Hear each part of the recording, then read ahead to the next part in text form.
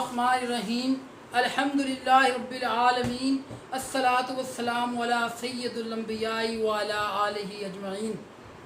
Dear students, हम आज पढ़ेंगे advanced accounting for the class of BCom part 2 और हमारा टॉपिक आजकल चल रहा है consignment accounts.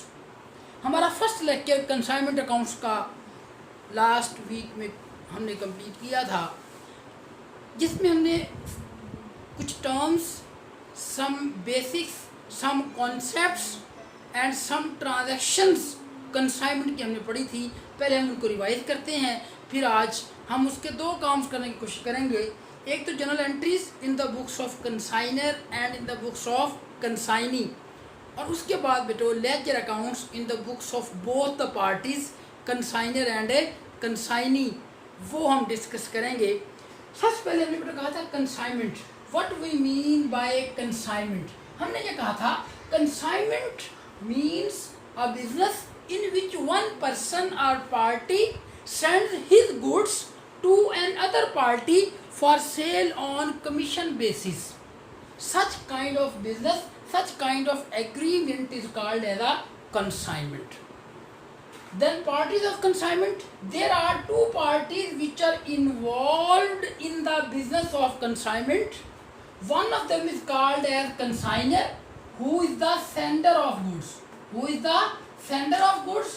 Who is the real owner of the goods and sends his goods to consignee, to another person for sale on commission basis. Such person which is the real owner, which is the sender of goods, and which you may say appoint the consignee as his agent, that person is called as a consignor. He is a sender of goods. And the second party in the regard of consignment is a consignee, who is the seller of goods, who is the receiver of goods, and who will be agreed to work as an agent for the consignor, and he take the agreement to sell the goods at a specified price, and then after the sale he is entitled to a commission received from the consignor, which is agreed upon. So there are two parties, consignor and a consignee.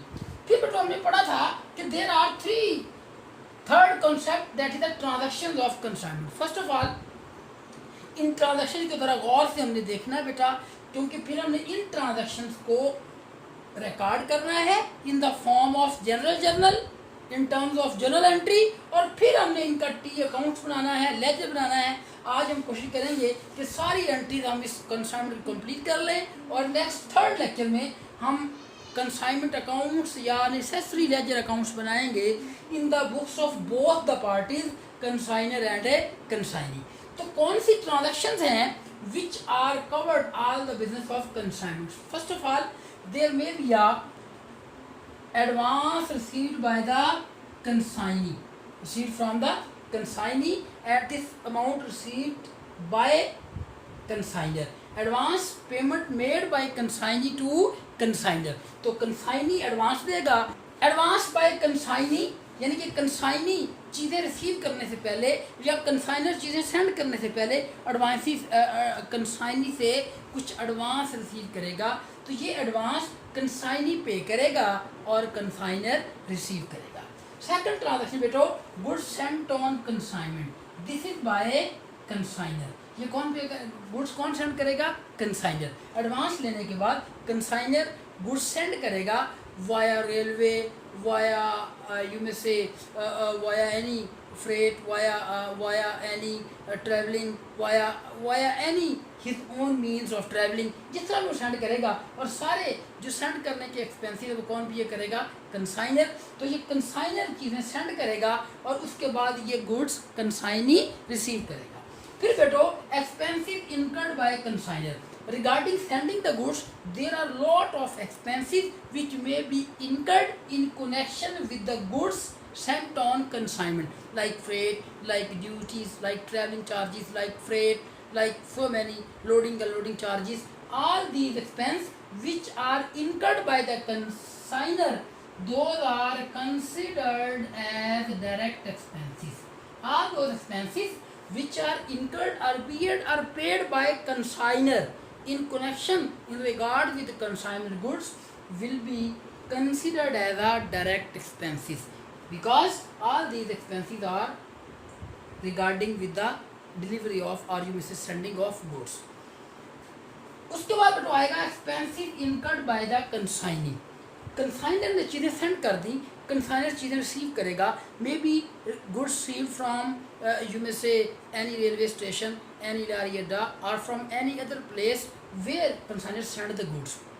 तो उसके बाद जो consignee के अखराजात आएंगे, storage charges, उसको advertising charges, loading unloading charges, may be somewhat freight charges, तो ये सारे एक्सपेंस कौन बियर करेगा? Consignee in his city, in his location. तो जो कंसाइनी के एक्सपेंस होंगे बेटो, ये डायरेक्ट एक्सपेंस भी हो सकते हैं एंड दीज में बी इनडायरेक्ट एक्सपेंस।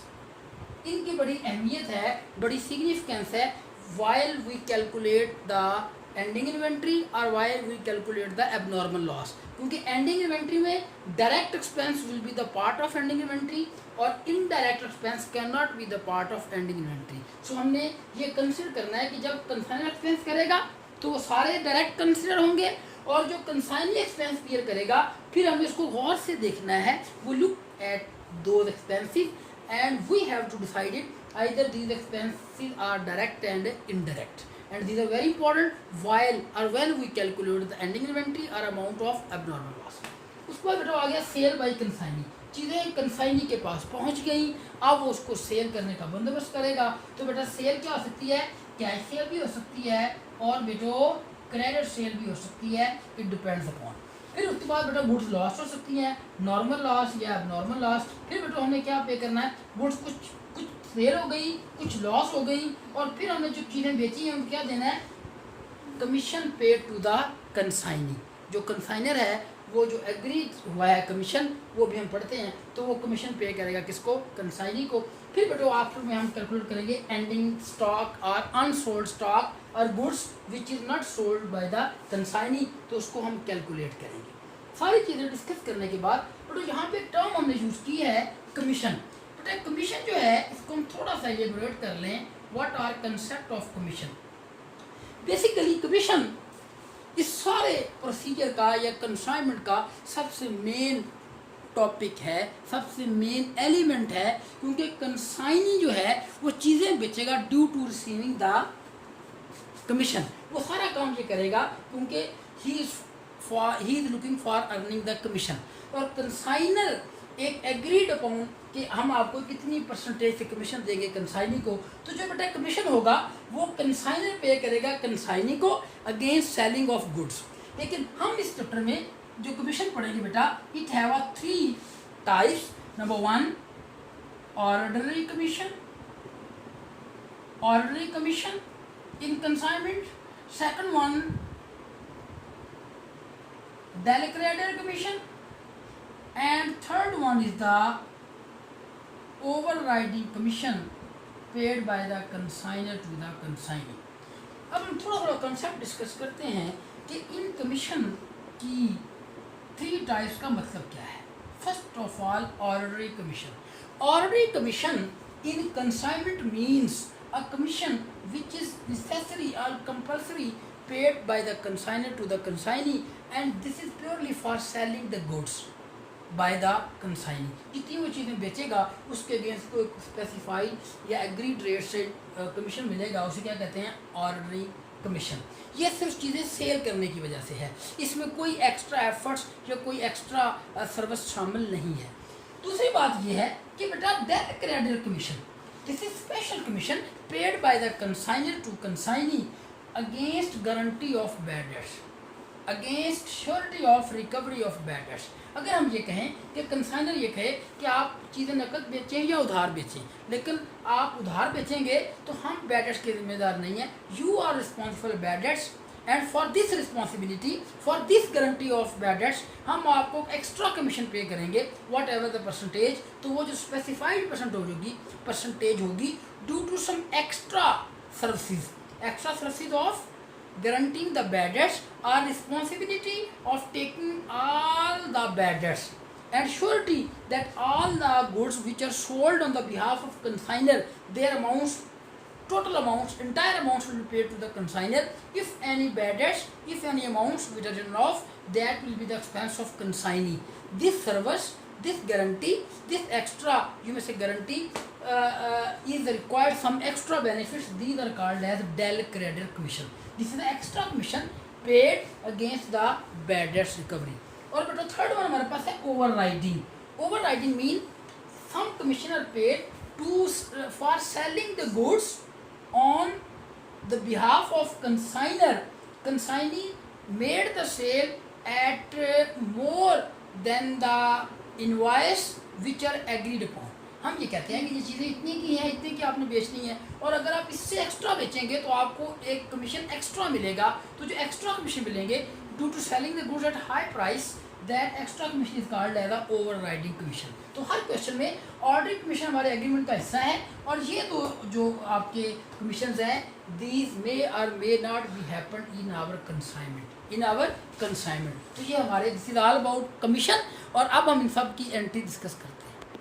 ये बेटा हमने कमीशन पढ़ा कि कमीशन इस पूरी कंसाइनमेंट में सबसे जो मेन फोकस है हमारा वो किस पे है, कमीशन पे. क्योंकि कंसाइनी सारा ये काम कंसाइनर के बिहाफ पे कर ही कमीशन के लिए रहा है, और उसकी हमने 3 किस्में हैं. और जब हमारे क्वेश्चन में आएगा तो जो कुछ स्पेशल ट्रीटमेंट होगा इन कमीशन का कैलकुलेशन के हिसाब से, और हम बाकी कॉन्सेप्ट के साथ वो हम पढ़ते हैं. बेटा एक और मसाइल हमें आएंगे इससे पहले कि हम एंट्रीज पढ़ें या टी अकाउंट्स पढ़ें. अब बेटा उसमें 2 चीज़ें आएंगी कि नो डाउट कि हमारे पास यूनिट्स होंगे. तो सबसे पहली बात यह है कि हमने एक यूनिट्स को कैलकुलेट किया करना है कि what is a total unit sent. Total unit sent ये हमें बताएगा जितने भी होंगे. For example we have a 1000 units. जो यूनिट्स टोटल कंसाइनर सेंड करता है कंसाइनी को, उसको हम लिखेंगे. ये जो कैलकुलेशन में अब कर रहा हूँ, these are not mandatory, but this will facilitate you while calculating the ending stock and while calculating the normal or abnormal losses and while when you try to calculate the profits of the consignment. तो ये सारी बातें बेटा जब हम discuss करेंगे, ये सारी बातें तो बेटा एक बार इसमें आएगी कि हम टोटल यूनिट्स जो हमने सेंड किए, for example we send 1000 units, उसमें से कुछ होंगे बेटा हम करते हैं less normal loss to units. कुछ हमारे लॉस हो गए नॉर्मल. फॉर एग्जांपल हम कहते हैं जी 10 यूनिट्स हमें नॉर्मल लॉस हो गए. फिर उसने कहा कि वाइल इन ट्रांजिट और while in storage in the consignee some goods are abnormally lost. Abnormal loss to units. For example वो कहते हैं जी 90 हमारे एबनॉर्मल लॉस हो गए. फिर हमें ये भी बताएगा कि ये यूनिट्स हमारे सेल हुए, इस प्राइस पे हुए, कैश सेल हुए, क्रैश हुए, व्हाटसोएवर. तो हमने देखना है कि टोटल यूनिट्स कितने सेल हुए. तो फिर हम लेस करेंगे units sold. Units sold for example वो कहता है जी 700 यूनिट्स हमने सेल किए. तो ये बेटा टोटल यूनिट्स में से लेस करेंगे कौन से यूनिट्स बेटो, which are normally lost, which are abnormally lost, which are sold to the customer. और ये हमारे पास कितने यूनिट्स रहेंगे बेटो, we have a 200 units and these are ending units. These may be called as a ending units. These may be called as a unsold units or units in hand. तो कोई भी term use होगी तो एक तो आप ये क्या करेंगे डियर स्टूडेंट्स कि आप एक कैलकुलेशंस कर रखेंगे कि टोटल कितने यूनिट्स थे, उनमें से कितने नॉर्मल लॉस हो गए, कितने अब नॉर्मल लॉस हो गए, कितने सेल हुए, और ये हमारे पास एंडिंग यूनिट्स आ गया जो हमारे पास हैं. अब बेटो अगला प्रोसेस ये है कि अब हमने कैलकुलेशंस करनी है एंडिंग लॉस, एंडिंग स्टॉक की और एबनॉर्मल लॉस की.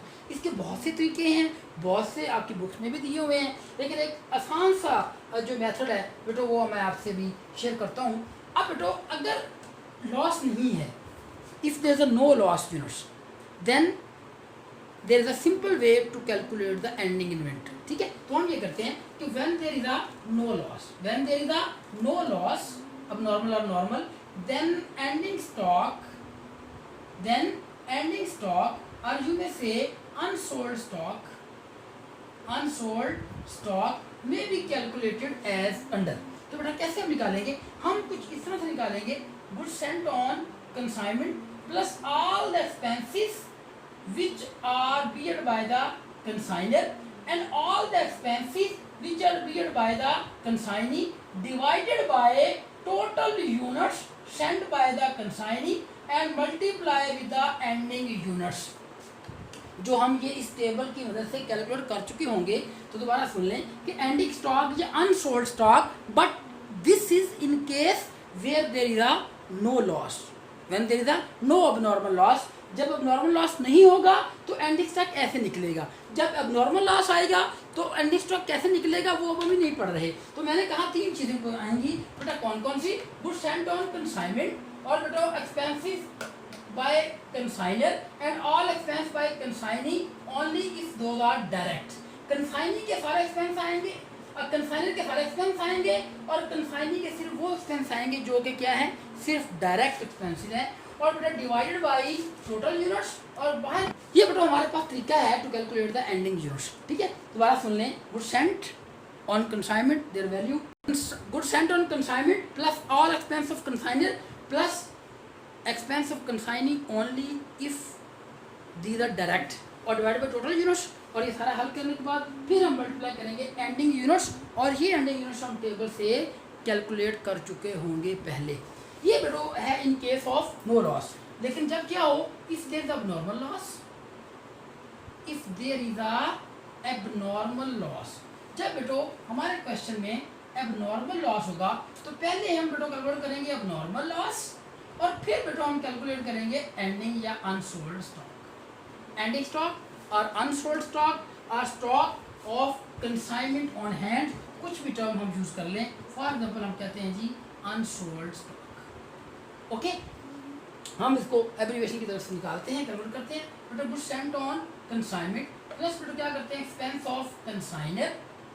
अब बेटो दो बातें हैं, अगर गुड्स लॉस्ट इन ट्रांजिट हैं तो फिर कंसाइनी के पास तो पहुंची नहीं, तो फिर कंसाइनी के एक्सपेंसेस नहीं आएंगे, और अगर गुड्स कंसाइनी के पास जाके हुई हैं तो फिर आएंगे एक्सपेंस ऑफ कंसाइनी अगर डायरेक्ट हैं, और गुड्स जाके कंसाइनी के पास लॉस हुई हैं। कंडीशन ये है कि गुड्स कहाँ पे लॉस हुई हैं, कंसाइनी के पास। अगर गुड्स लॉस इन ट्रांजिट है तो फिर कंसाइनी के एक्सपेंस नहीं आएंगे। तो डिवाइड किस पे करेंगे, टोटल यूनिट्स ऑफ कंसाइनमेंट और multiply with abnormal lost units, abnormally lost units. पहले हम नॉर्मल निकालेंगे और बाद में हम एंडिंग निकालेंगे।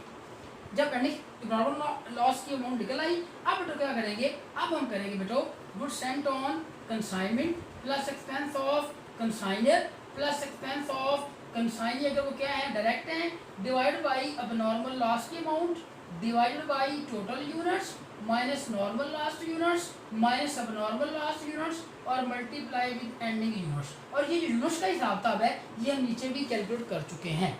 आई want to repeat one thing कि जब अगर अबनॉर्मल लॉस नहीं है तो फिर बेटो इस एक फॉर्मूले से हम क्या निकालेंगे बेटो, ये हम निकालेंगे हमारा अनसोल्ड स्टॉक। और अगर अबनॉर्मल लॉस हमारे क्वेश्चन में है तो बेटा फिर दो चीज़ें निकलेंगी और ये एक सीक्वेंस से निकलेंगी। पहले अबनॉर्मल लॉस निकाला जाएगा, उसके बाद बेटो अनसोल्ड स्टॉक निकाला जाएगा। अब ये हुआ कि अब हमने सारे केसेस कर लिए। अब हम जब क्वेश्चन करेंगे नेक्स्ट लेक्चर में इंशाल्लाह, तो अब हम फिर एंट्रीज करेंगे। फिर हम ये सारी बातें पढ़ ली होंगी कि ये कंसाइनमेंट क्या है। कंसाइनमेंट की दो पार्टीज हैं, कंसाइनर है और कंसाइनी है, और ये इसकी ट्रांजैक्शंस हैं। और तीन किस्म का हमारा कमीशन है। जो चीज़ें सेल करने की वजह से कमीशन है वो ऑर्डिनरी कमीशन है, जो बैड डेट्स की गारंटी के अगेंस्ट कमीशन है वो डेलिकेटेड कमीशन है, और चीज़ें हाई बेचने की वजह से कि ज़्यादा महंगी बेचने की वजह से है वो कमीशन कौन सा है, ओवरराइडिंग कमीशन है। और फिर बेटा हम यूनिट्स का हिसाब रखेंगे, फिर बेटो हम कैलकुलेशंस करेंगे एंडिंग स्टॉक की भी और नॉर्मल लॉस की। ये हमने सारा सीख लिया। अब हमारी सारी बेस बन चुकी है कॉन्सेप्ट। इंशाल्लाह हम नेक्स्ट लेक्चर में एंट्रीज पढ़ेंगे और ledgers in the books of both the parties. तब तक के लिए इजाज़त। अल्लाह ताला हमें अपने ईमान में रखे। अल्लाह हाफिज़।